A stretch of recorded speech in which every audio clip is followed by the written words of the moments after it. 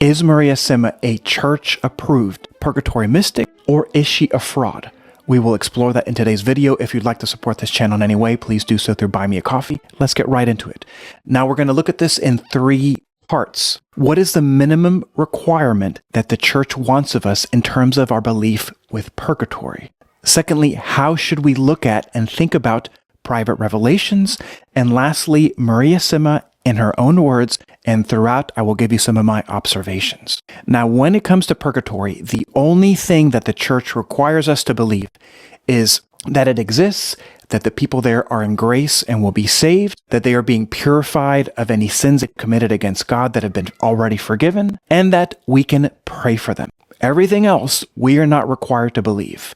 Now, I want to talk about that phrase, the minimum requirement, what the church believes. The church, so that as many people can be saved, sets a low bar for what it requires of us. For instance, it requires that we receive communion at least once a year and go to confession at least once a year. It has very low requirements for the sake of salvation. Now, the minimum requirement for you to not go to hell is different from what you need to do to go to heaven. Let me give you the following example. Imagine if you're married and you told your wife, honey, what's the minimum requirement that I need to do so that you don't divorce me? That's different than asking her, honey, what's the most that I can do so that we can have an amazing marriage? 2 completely different realities. And in this channel, I don't want to teach you the minimum requirement. I want more for you. I want to share with you everything possible that I can learn about purgatory so that you can know as much as possible so that you can become the greatest saint. That's what I want. That's why I search every mystic, every saint, anything to find any information about purgatory to share with you. That's the goal of this channel. When it comes to private revelations, the church only requires us to believe the deposit of faith in the scriptures and Big T tradition in the catechism. That's it. Why doesn't it require us to believe these other things? Because it wants to make it easier to be saved. But that's not enough to get you into heaven. We need more. Think about how many things we have that are private revelation in the church and how much they have helped you. The rosary is private revelation, not required. The scapular, not required. Miraculous medal, Marian apparitions, anything that any saint has ever written is not required for you to read or believe. All these different things that have greatly enriched the church are not officially required. Why? Because the church wants to make it easy to be saved. It doesn't want to place an undue burden of faith on people. That doesn't mean that it wouldn't be foolish for us to completely reject these things. God gives us private revelations for a reason. Why? It's a prophetic witness. It helps redirect the church and bring it back to what it should know and to its proper holiness. For instance, the rosary is an amazing example of this. This is why I use these different purgatory mystics, because they enrich us and they help us.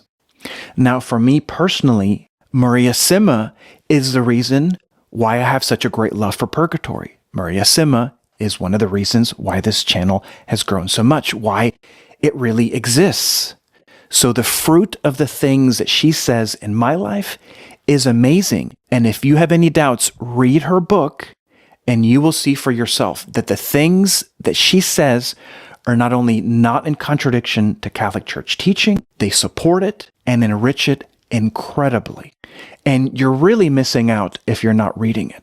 Sometimes I think people make these attacks on Maria Simma because they don't like what she has to say. You not liking something and it not being true are 2 different things. You may not like what she had to say about Padre Pio. That doesn't make it false. Even Saint Faustina, in her diary, according to what Jesus told her, was condemned to 1 day in purgatory at some point in her life where Jesus gave her the choice, either purgatory for the amount that you deserve or continue living in suffering. So even she would have had to have gone to purgatory. And Padre Pio needing to go to purgatory doesn't make him any less holy. It just shows how holy God is. Now let's listen to Maria Simma in her own words. Now she was poked and prodded by everyone, including psychologically. So I'm going to go over that part in her book. This is on the part from Maria Simma's experiences. Pardon the sensitive question, but have you been tested by doctors or psychologists? Yes, I have. Many years ago now, a professor of theology asked for this, so I went ahead with it.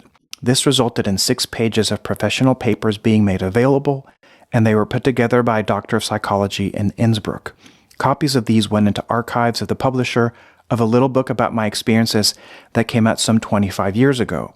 It was written by my old friend and spiritual director, Father Alphonse Matt, and in it are included experiences of mine. Now, this is a book that I found only recently, and he was her local pastor, so she was even 25 years before this was written, she was already in spiritual direction and being supervised by a local priest. Then the question, is there any official recognition by the church when it comes to your particular experience? Listen to this. I'm obedient to my priest and to my bishops, who have said that as long as everything is theologically correct, as it has been so far, to continue with my apostolate. At first, Bishop Wechner did have problems with my being able to get answers for other people. He called me in to see him and asked me from where these answers came, so I responded exactly the way I had found out myself when all this started. Very early on, I asked a soul where it was getting the information. I thought perhaps that it would go out into purgatory to find the other soul, and then asked a second what it needed to be delivered. But the one in front of me instead answered, no. All the information that we bring to you comes from and with the permission of the Mother of Mercy. So it's not only good with the church, it's good with the Blessed Mother, which makes it good enough for me. When the good bishop heard this, he said, well, in that case, I cannot and will not say anything against it. How about them apples? I'll see you in the next one.